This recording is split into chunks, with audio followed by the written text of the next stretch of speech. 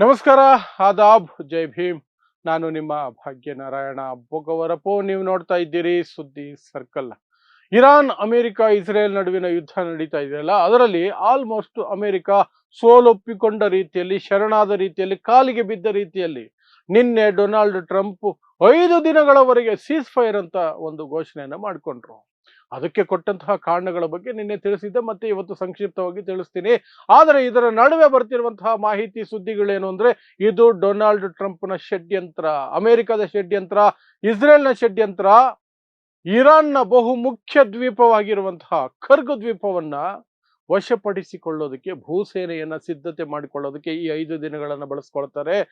ಭೂ ಯುದ್ಧಕ್ಕೆ ಸಿದ್ಧತೆಗಳು ನಡೀತಾ ಇದೆಯಾ ಅನ್ನುವಂತಹ ಅನುಮಾನ ಮೂಡಿಸುವಂತಹ ಬೆಳವಣಿಗೆಗಳು ನಡೀತಾ ಇದೆ. ಸೊ ಅದಕ್ಕೆ ಸಂಬಂಧಪಟ್ಟಂತೆ ಒಂದಷ್ಟು ಮಾಹಿತಿಯನ್ನ ನಿಮ್ಮ ಮುಂದಿಡುವಂತಹ ಪ್ರಯತ್ನವನ್ನು ಮಾಡ್ತೀನಿ. ಸೊ ನಿಮಗೆಲ್ಲ ಗೊತ್ತೇ ಇದೆ, ಪ್ರತಿ ವಿಡಿಯೋದಲ್ಲೂ ಹೇಳ್ತಾನೆ ಇರ್ತೀನಿ ಈ ಒಂದು ವಿಚಾರವನ್ನ. ಆರಂಭದಲ್ಲಿ ಫೆಬ್ರವರಿ 28, 2026 ಮಾತುಕತೆಗಳ ನಡುವೆ ದ್ರೋಹದಿಂದ, ಮೋಸದಿಂದ ಇಸ್ರೇಲ್ ಮತ್ತು ಅಮೆರಿಕ ಇರಾನ್ ಮೇಲೆ ದಾಳಿ ಮಾಡಿದ್ರು. ಮೊದಲ ದಾಳಿ, ಮೊದಲ ಯುದ್ಧದಲ್ಲಿ ಮೊದಲ ದಿನವೇ ಇರಾನ್ನ ಸರ್ವೋಚ್ಚ ನಾಯಕ ಆಯತುಲ್ಲಾ ಅಲಿ ಖಾಮಿನಿ ಅವರನ್ನ ಹತ್ಯೆ ಮಾಡಿದ್ರು. ಆ ನಂತರ ಅವರ ಉದ್ದೇಶ ಅಥವಾ ಅವರ ನಿರೀಕ್ಷೆ ಇದ್ದಿದ್ದು 4-5 ದಿನಗಳಲ್ಲಿ, ಸರ್ವೋಚ್ಚ ನಾಯಕನ ಹತ್ಯೆ 4-5 ದಿನ ಅಥವಾ 3-4 ದಿನಗಳಲ್ಲಿ ಇರಾನ್ ಕುಸಿದು ಹೋಗುತ್ತೆ, ಆಡಳಿತ ಕುಸಿದು ಹೋಗುತ್ತೆ, ಇಡೀ ಇರಾನ್ ಅನ್ನ ನಾವು ವಶಪಡಿಸ್ಕೊಂಡಂಗಾಗುತ್ತೆ. ನಾವು ಒಂದು ಸರ್ಕಾರ ರಚನೆ ಮಾಡಿ ಕೈಗೊಂಬೆಯನ್ನ ಒಬ್ಬರನ್ನ ಅಲ್ಲಿ ಪ್ರೆಸಿಡೆಂಟ್, ಪ್ರೈಮ್ ಮಿನಿಸ್ಟರ್ ಮಾಡಿಬಿಟ್ರೆ ಇಡೀ ಇರಾನ್ ಅನ್ನ ನಾವು ದೋಚ್ಕೊಳ್ಳಬಹುದು ಮತ್ತು ಇಸ್ರೇಲ್ ನೆಮ್ಮದಿಯಾಗಿ ಮಲಗಬಹುದು. ಯಾಕಂದ್ರೆ ಇಡೀ ಮಧ್ಯಪ್ರಾಚ್ಯದಲ್ಲಿ ಇರಾನ್ ಒಂದೇ ಇಸ್ರೇಲ್ ಅನ್ನ ಈಗ ನಿದ್ದೆಗೆಡಿಸ್ತಂತೆ ಮಾಡಿಟ್ಟಿರೋದು. ಆದರೆ 25ನೇ ದಿನ ಇವತ್ತು ಯಾವುದೇ ರೀತಿಯಲ್ಲೂ ಇರಾನ್ ಕುಸಿತೂ ಇಲ್ಲ, ಹಿಂದಕ್ಕೂ ಹೋಗಿಲ್ಲ, ಹೆದರ್ಕೊಂಡು ಇಲ್ಲ.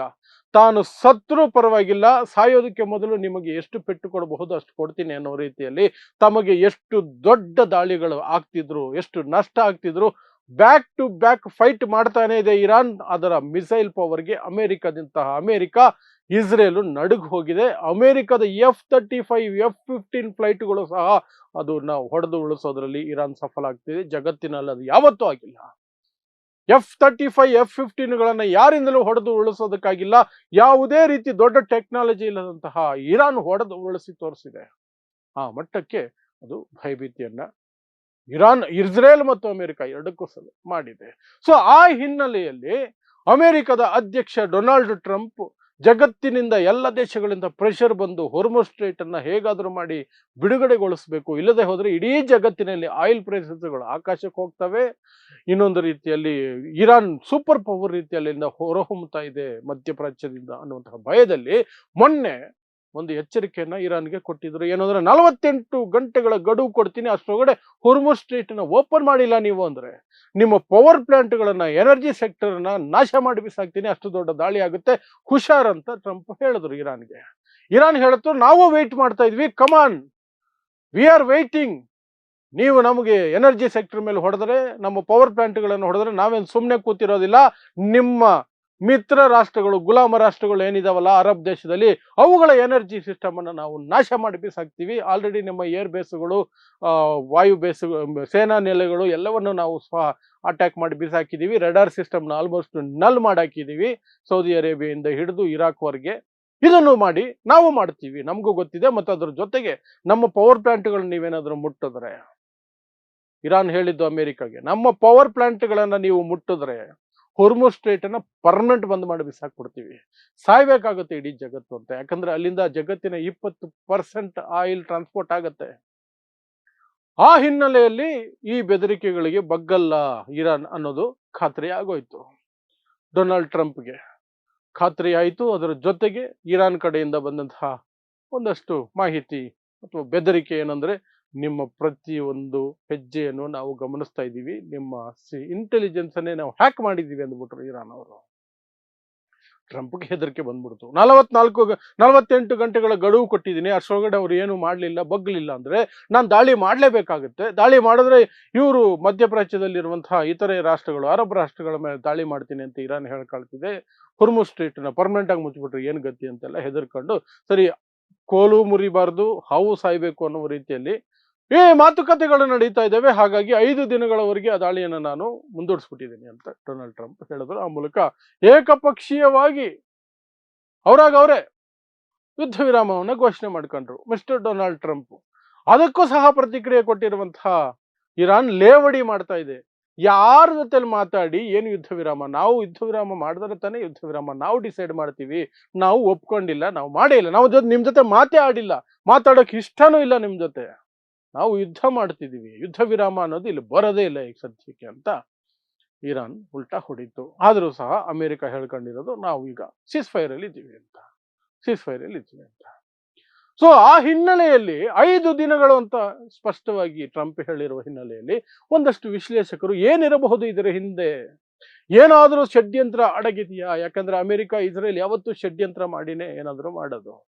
ಸೊ ಆಗ ಕೆಲವರು ಹೇಳ್ತಿರುವಂತಹದ್ದು, ಕೆಲವರು ವಿಶ್ಲೇಷಕರ ಲೆಕ್ಕಾಚಾರಗಳ ಪ್ರಕಾರ ಅಮೆರಿಕದ ಸುಮಾರು 5,000 ಸೈನಿಕರನ್ನ ಅಮೆರಿಕದಿಂದ ಡಿಸ್ಪ್ಯಾಚ್ ಮಾಡಿದ್ದಾರೆ. ಅದು 5 ದಿನಗಳಲ್ಲಿ ಇರಾನ್ನ ತಲುಪಬೇಕಾದ ಜಾಗಕ್ಕೆ ಬಂದು ತಲುಪುತ್ತೆ.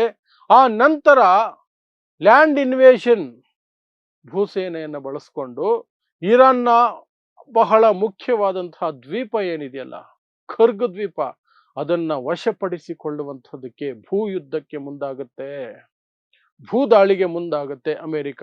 ಅದಕ್ಕೆ ಪ್ರಿಪರೇಷನ್ಗೆ ಇರಾನ್ಗೆ ಈ ರೀತಿ 5 ದಿನಗಳು ನಾವು ಏನು ಹಾಕಲ್ಲ, ನಾವು ಯುದ್ಧ ವಿರಾಮ ಮಾಡ್ಕೊಂಡಿದೀವಿ ಅಂತೆಲ್ಲ ಅಮೆರಿಕ ಹೇಳ್ತಿದೆ ಅಂತ ಕೆಲವರು ಹೇಳ್ತಿದ್ದಾರೆ.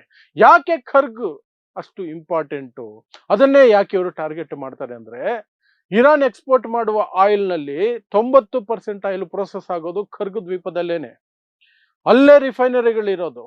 ಸೊ ಅದನ್ನ ವಶಪಡಿಸಿಕೊಂಡ್ರೆ ಇರಾನ್ನ ಆರ್ಥಿಕತೆಗೆ ದೊಡ್ಡ ಪೆಟ್ಟು ಕೊಡಬಹುದು, ಇರಾನ್ ಕತ್ತು ಹಿಸುಕದಂಗಾಗುತ್ತೆ, ಇರಾನ್ಗೆ ಅವಮಾನನೂ ಆಗುತ್ತೆ, ಇರಾನ್ ಯುದ್ಧದಿಂದ ಹಿಂದೆ ಸರಿಯೋದು ಅಥವಾ ಶರಣಾಗೋದಕ್ಕೆ ಅಲ್ಲಿ ಬಹಳ ಒಂದು ಪರಿಸ್ಥಿತಿ ನಿರ್ಮಾಣ ಆಗುತ್ತೆ. ಆ ಕಾರಣಕ್ಕೆ ಖರ್ಗ್ ದ್ವೀಪವನ್ನೇ ಅಮೆರಿಕ ಟಾರ್ಗೆಟ್ ಮಾಡ್ಕೊಳ್ಳುತ್ತೆ. ಇದನ್ನ ಹೇಳಿದ್ದಾರೆ ಸಹ. ಮತ್ತು ಖರ್ಗ್ ದ್ವೀಪದ ಮೇಲೆ ಆಲ್ರೆಡಿ ಒಂದು ರೌಂಡ್ ಏರ್ ರೇಡ್ಗಳನ್ನು ಮಾಡಿದ್ದಾರೆ, ಏರ್ ಅಟ್ಯಾಕ್ ಮಾಡಿದ್ದಾರೆ, ಮಿಸೈಲ್ಗಳನ್ನು ಹಾಕಿದ್ದಾರೆ. ಬಟ್ ಇರಾನ್ ಅದನ್ನ ಹೇಗೆ ಸೇಫ್ ಗಾರ್ಡ್ ಮಾಡ್ಕೊಳ್ಬೇಕು ಆ ಮಟ್ಟಕ್ಕೆ ಮಾಡ್ಕೊಂಡಿದೆ. ಅದು ಇನ್ನೂ ಫಂಕ್ಷನ್ ಅಲ್ಲಿ ಇದೆ, ಅದು ಇನ್ನೂ ಕಾರ್ಯನಿರ್ವಹಿಸ್ತಾ ಇದೆ ಖರ್ಗ್ ದ್ವೀಪದಲ್ಲಿರುವಂತಹ ರಿಫೈನರಿಗಳು. ಆದ್ರೆ ಅದನ್ನ ಭೂಸೇನೆಯನ್ನು ಬಳಸ್ಕೊಂಡು ಪರ್ಮನೆಂಟ್ ಆಗಿ ಕಿತ್ಕೊಂಡ್ಬಿಡ್ಬೇಕು. ಆಗ ಇರಾನ್ ಪರ್ಮನೆಂಟ್ ಆಗಿ ಅಂಗವೈಕಲ್ಯಕ್ಕೆ ಒಳಗಾದಂಗ ಆಗ್ಬಿಡುತ್ತೆ. ಯಾಕಂದ್ರೆ ಹೆಂಗೂ ಲ್ಯಾಂಡ್ ಇಂದ ಕನೆಕ್ಟ್ ಆಗಿಲ್ಲ ಅದು ಇರಾನ್ ಜೊತೆಲಿ. ಇರಾನ್ ತೀರದಿಂದ ಒಂದು 50-60 ಕಿಲೋಮೀಟರ್ ದೂರದಲ್ಲಿ ಸಮುದ್ರದ ಮಧ್ಯೆ ಇರುವ ದೊಡ್ಡ ದ್ವೀಪ ಅದು. ದೊಡ್ಡ ದ್ವೀಪ ಏನಲ್ಲ, 20 ಕಿಲೋಮೀಟರ್ ಸ್ಕ್ವೇರ್ ಕಿಲೋಮೀಟರ್ ಇರುವಂತಹ ದ್ವೀಪ ಅದು. ಆ ಕಡೆಗೆ 5 ಕಿಲೋಮೀಟರ್, ಈ ಕಡೆಗೆ 5 ಕಿಲೋಮೀಟರ್ ಉದ್ದ ಅಗಲ ಇರುವಂತಹದ್ದು ಸಣ್ಣ ದ್ವೀಪ. ಆದ್ರೆ ಅಷ್ಟು ಇಂಪಾರ್ಟೆಂಟ್ ಇರಾನ್ಗದು. ಸೊ ಅದಕ್ಕಾಗಿಯೇ ಈ ನಾಟಕ ನಡೀತಾ ಇದೆ. 5 ದಿನಗಳ ಸೀಸ್ ಫೈರ್ ಅನ್ನುವಂಥದ್ದೇ ಒಂದು ಷಡ್ಯಂತ್ರ ಈ ನಾಟಕ ನಡೀತಾ ಇದೆ ಅಂತ ಕೆಲವರು ಹೇಳ್ತಿದ್ದಾರೆ. ಬಟ್ ಏನೇ ಆಗ್ಲಿ, ಇರಾನ್ ಇಲ್ಲಿಯವರೆಗೆ 25 ದಿನಗಳಿಂದ ತೋರಿಸಿರುವಂತಹ ಪ್ರತಿರೋಧ, ಪ್ರತಿದಾಳಿ ಇದೆಯಲ್ಲ, ಅದನ್ನ ನೋಡಿಯೂ ಸಹ ಅಮೆರಿಕ ಭೂಸೇನೆಯನ್ನ ಕಳಿಸುತ್ತೆ ಅಂದ್ರೆ ಅದಕ್ಕಿಂತ ಮೂರ್ಖತನ ಇನ್ನೊಂದು ಇರ್ಲಾರ್ದು. ಆ ರೀತಿ ಏನಾದ್ರು ಕಳಿಸಿದ್ರೆ ಅಮೆರಿಕಾಗೆ ವಿಯೆಟ್ನಾಂ ಅಲ್ಲಿ ಏನ್ ಗತಿ ಆಯ್ತು, 58,000 ಅಮೆರಿಕ ಸೈನಿಕರು ಹೆಣಗಳಾಗಿ ವಾಪಸ್ ಹೋಗಿದ್ರು ವಿಯೆಟ್ನಾಂ ಯುದ್ಧದಲ್ಲಿ. 58,000. ವಿಯೆಟ್ನಾಮು ಸಹ ಇರಾನ್ ರೀತಿಯಲ್ಲಿ ದೊಡ್ಡ ಸೈಂಟಿಫಿಕಲಿ ಫಾರ್ವರ್ಡ್ ದೇಶ ಆಗಿರ್ಲಿಲ್ಲ ಆ ಕಾಲಕ್ಕೆ. ಅದರ ಬಳಿ ದೊಡ್ಡ ಸೈನ್ಯ ಇರಲಿಲ್ಲ, ಅದರ ಬಳಿ ದೊಡ್ಡ ಶಸ್ತ್ರಾಸ್ತ್ರಗಳಿರಲಿಲ್ಲ. ಗೊರಿಲ್ಲಾ ಫೈಟ್ ಮಾಡಿದ್ರು, ಕಾಡುಗಳಲ್ಲಿ ಬಚ್ಚಿಟ್ಕೊಂಡು ಫೈಟ್ ಮಾಡಿದ್ರು. ಕಾಡುಗಳಿಂದ ಅವ್ರನ್ನ ಹೊರಗಡೆ ತೆಗೆಯೋದಕ್ಕೆ ಅಮೆರಿಕ ನೀಚ ಕೃತ್ಯ ಮಾಡ್ತು. ಏನು ಕೆಮಿಕಲ್ಸ್, ಪಾಯ್ಸನಸ್ ಕೆಮಿಕಲ್ಸ್ ಅನ್ನ ಕಾಡುಗಳ ಮೇಲೆ ಹೆಲಿಕಾಪ್ಟರ್ಗಳನ್ನು ಬಳಸಿ ಚೆಲ್ತು. ಅವರೆಲ್ಲ ಕಾಯಿಲೆಗೆ ತುತ್ತಾಗ್ಲಿ, ನರಳಿ ಸಾಯ್ಲಿ ಅಂತ. ಇವತ್ತಿಗೂ ಅಲ್ಲಿ ಹುಟ್ಟುವಂತಹ ಮಕ್ಕಳಲ್ಲಿ ಸಾಕಷ್ಟು ಸಮಸ್ಯೆಗಳಿದೆ, ಯಾಕಂದ್ರೆ ಅಮೆರಿಕ ಅವತ್ತು ಅಂತಹ ಕೃತ್ಯ ಮಾಡಿತ್ತು. ಆದರೂ ಅವರು 58,000 ಅಮೆರಿಕ ಸೈನಿಕರನ್ನು ಕೊಂದ್ರು. ಕೊನೆಗೆ ಅಮೆರಿಕ ಸೋಲೊಪ್ಪಿಕೊಂಡು ಬಾಯಿ ಮುಚ್ಕೊಂಡು ಹೋಗಬೇಕಾಯ್ತು. ಪುಟ್ಟ ದೇಶ ವಿಯೆಟ್ನಾಂ ಮುಂದೆ. ಇರಾನ್ ಬಹಳ ದೊಡ್ಡ ದೇಶ, ಬಹಳ ದೊಡ್ಡ ವಿಸ್ತೀರ್ಣದಲ್ಲಿ ಬಹಳ ದೊಡ್ಡ ದೇಶ ಇರಾನ್. ಜಗತ್ತಿನ ಅತಿ ದೊಡ್ಡ ದೇಶಗಳ ಪೈಕಿ 15ನೇ ದೊಡ್ಡ ದೇಶ ಅದು. ಅಷ್ಟು ದೊಡ್ಡ ದೇಶ ಅದು. ಅದನ್ನ ಇವರು ಇಷ್ಟು ಸುಲಭವಾಗಿ ಭೂಸೇನೆ ಕಳಿಸ್ಬಿಡ್ತೀನಿ, ಏನೋ ಮಾಡ್ತೀನಿ ಅಂದ್ರೆ ಟ್ರಂಪ್ ತಿಕ್ಕಲುತನ ಆಗುತ್ತೆ. ಆ ಟ್ರಂಪ್ ತಿಕ್ಕಲುತನಕ್ಕೆ ಆಲ್ರೆಡಿ ಅಮೆರಿಕನ್ನರು ದೊಡ್ಡ ಬೆಲೆ ತೆರೆತಿದ್ದಾರೆ. ಇನ್ನೂ ಬೆಲೆ ತೆರಬೇಕಾದ ಪರಿಸ್ಥಿತಿ ನಿರ್ಮಾಣ ಆಗುತ್ತೋ ಏನೋ ಗೊತ್ತಿಲ್ಲ. ಒಟ್ಟಿನಲ್ಲಿ ಆ ದುಸ್ಸಾಹಸಕ್ಕೆ ಕೈ ಹಾಕಿದ್ರೆ ಅಮೆರಿಕಾಗೆ ವಿಯೆಟ್ನಾಂನಂತಹ ಗತಿ ಮತ್ತೆ ಬರೋದು ಗ್ಯಾರಂಟಿ. ಬಟ್ ಅಂತಹದ್ದೊಂದು ಚರ್ಚೆ ಜೋರಾಗಿ ನಡೀತಾ ಇದೆ. ಯಾಕಂದ್ರೆ ಈ 5 ದಿನ ಅಂತಿದೆಯಲ್ಲ, ಅದಕ್ಕೂ ಆ 5,000 ಸೈನಿಕರು ಕಳಿಸಿರುವಂಥದ್ದು ಅಲ್ಲಿಗೆ ರೀಚ್ ಆಗೋದಕ್ಕೂ ಬೇಕಾದ ಸಮಯಕ್ಕೂ ಮ್ಯಾಚ್ ಆಗ್ತಿದೆ ಅನ್ನೋ ಕಾರಣಕ್ಕೆ ಇಂತಹದ್ದೊಂದು ಮಾತುಗಳು, ಚರ್ಚೆಗಳು ಬರ್ತಿದ್ದಾವೆ ಅಷ್ಟೇ. ಸೊ ಇಂತಹದ್ದೇ ವಿಶೇಷ ಸುದ್ದಿಗಳಿಗಾಗಿ ನೋಡ್ತಾ ಇರಿ ಸುದ್ದಿ ಸರ್ಕಲ್. ನಾನು ನಿಮ್ಮ ಭಾಗ್ಯನಾರಾಯಣ ಬೊಗವರಪು.